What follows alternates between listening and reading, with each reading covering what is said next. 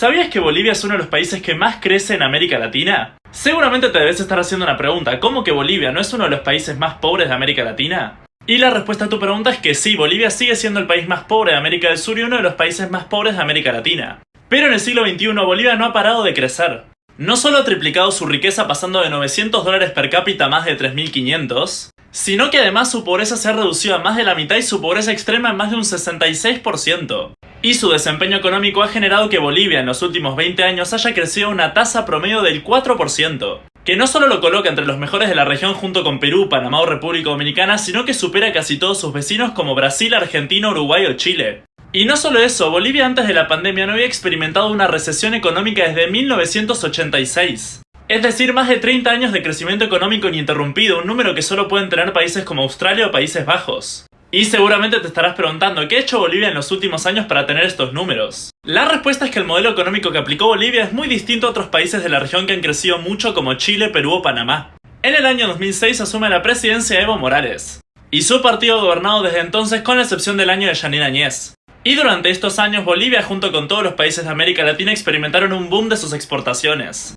porque los precios internacionales de los commodities estaban altísimos. Y en el caso de Bolivia sus principales exportaciones son el gas y los minerales. Pero en Bolivia, a diferencia de los países de la región, el que tomó las riendas de la economía fue el Estado. Durante la presidencia de Evo Morales se nacionalizaron un montón de empresas y muchas empresas estatales crecieron, siendo la más conocida Yacimientos Petrolíferos Fiscales de Bolivia, que es la empresa que genera el 20% de la riqueza de Bolivia. Esto no solo le generó un montón de ingresos a Bolivia, sino que además le permitió tener un superávit fiscal en sus arcas públicas, lo que le permitió ahorrar un montón de dinero y también poder invertir un montón de dinero en proyectos de infraestructura o educación. Y esta inversión generó un aumento del acceso a la electricidad, el agua o el gas por parte de los bolivianos. En el caso de la electricidad pasó de un 75% de los bolivianos a más de un 96% en la actualidad.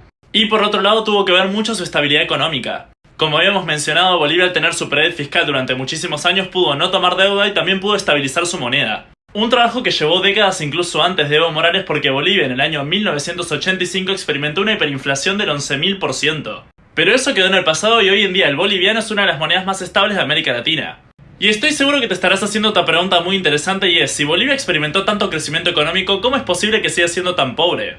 Esto se debe en parte a que Bolivia arrancó desde un piso mucho más bajo que el resto de los países de América Latina. En los años 80 o 90 la riqueza de Bolivia era más similar a países africanos como Nigeria o Ghana que a países vecinos como Argentina, Brasil o Chile, lo que genera que aún creciendo mucho más que sus vecinos siga estando más atrasado, sumado a que la economía en los últimos años del gobierno de Evo Morales ya estaba experimentando algunos problemas. Bolivia necesita crecer más y por mucho más tiempo para lograr tener un nivel de riqueza aceptable.